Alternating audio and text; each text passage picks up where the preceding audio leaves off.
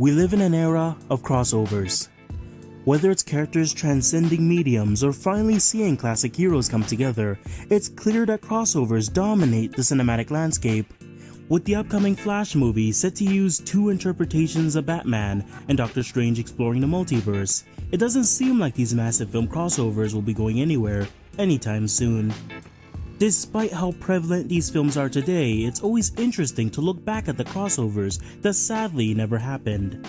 Out of all the unmade projects I've come across, the unmade Godzilla Vs Batman film is the one that piqued my interest the most, mostly because the concept seems so strange and unexpected. This is something else. At first glance, you might think that this matchup is just plain weird. For starters, these two characters couldn't be any more different from each other. I mean, one is a giant atomic reptile, while the other was a rich playboy who dressed up like a giant bat. Making these characters fight each other doesn't really make sense when you think about it. So, why didn't this film happen in the end? During the 60s, Godzilla and Batman were at the height of their popularity. Both of these properties at the time had experienced a massive surge in public interest. For Batman, it was the Adam West TV series, and for Godzilla, it was his epic battle against King Kong. Now at first glance, these characters are nothing alike, but they do share something in common, which is their evolution. Both of these characters started off much darker, more violent, and were borderline villains of their stories.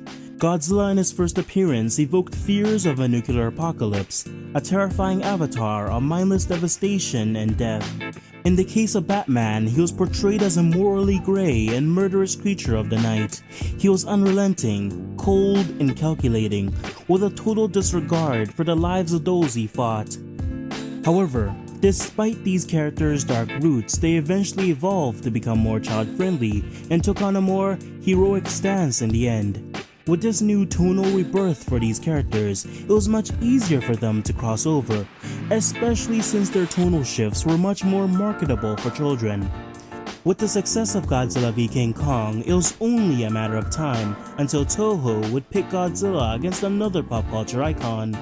Despite the massive library of American monsters to pick from, it seems Batman stood out the most among producers and executives. So in 1966, Toho and Greenway Productions bought two treatments for a film titled Batman Against Godzilla, or Batman 対ゴジラ. The first script was crafted by Shinichi Sakazawa, who you might know as the writer of several of the original Godzilla films. If you're wondering who wrote the second script, it's still unknown to this day. I won't get into the full story of the treatments, but the brief summary is that Batman and Robin travel to Japan to take down a man named Klaus Finster, a German scientist who somehow found a way to control Godzilla. With the help of Batgirl, Batman and Robin would face off against the evil scientist and a mind-controlled Godzilla. So why didn't this crossover happen? Well, it mostly has to do with timing. The treatments for this crossover were bought before Batman exploded onto the mainstream. Since the TV series was a lot of people's first exposure to the character, it also means Batman was yet to become a pop culture icon.